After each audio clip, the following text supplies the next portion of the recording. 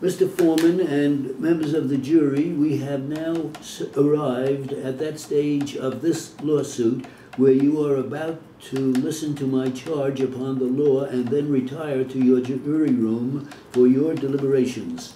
A lawsuit of this kind has been termed a civilized method of settling disputes between citizens. It is the very basis of our entire system of jurisprudence. It is highly important, therefore, that you as the jury and I as the judge do an honest job, and that we carry out the functions of our office to the best of our ability without prejudice and without sympathy. Only in that way can we carry out this system of government of laws under which we live rather than government of man. No one can interfere with that. As far as you are concerned, you are supreme in that field. You decide what happened, what is the truth of the situation, and what are the facts. Then you apply to those facts the law that I give you, and just as you are supreme in deciding the questions of fact, I, as the judge, am supreme on questions of law, and whether or not you like the law that I give you, you must accept it. This is our system of jurisprudence. You determine the facts, and then you apply to those facts, as you find them, the issues that I present to you. And you must decide those issues in accordance with the evidence that and render a verdict accordingly. In determining the facts, you should not leave behind you your everyday common sense. Here you are called upon to determine the credibility of witnesses who have taken the stand. This happens to you in your ordinary walks of life.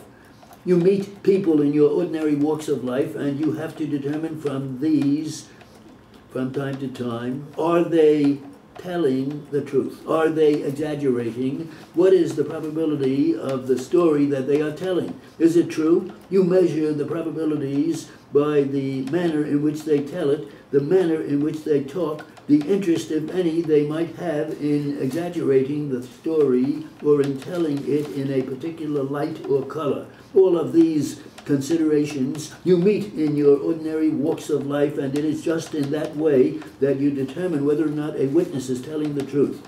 There has been some reference in both summations here to the failure to call witnesses. The failure to call any given witness does not constitute evidence. It is not proof of any fact, nor is a party under a duty to call any given witness. Where it is apparently within the power of a party to produce a witness whose testimony, it appears, would throw additional light upon the controversy, the unexplained point of that party to produce such witness authorizes you as the jury, if under all the circumstances of the case you consider such a course justified, to give favorable consideration to the testimony or contention on behalf of the opposite party, which the testimony of such witness, if produced, might have contradicted or explained. Of course, if you find that any witness in the case has willfully testified falsely as to any particular matter, you are at liberty to disregard the entire testimony of that witness. This is on the theory that if a person will testify under oath falsely as to one matter, he is or she is likely to testify falsely as to all matters. On the other hand, you do not have to disregard the entire testimony. You can take that part which you believe and throw out the incredible or false part. You are seeking the truth. You are getting down to a determination of that truth, and these are the basic rules of law in connection with that objection. You might say, well, there are 5 people who testified to one thing and only 1 to another.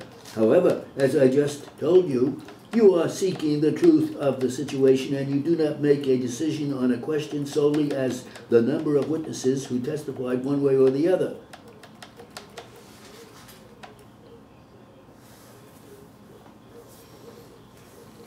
Okay. That's good.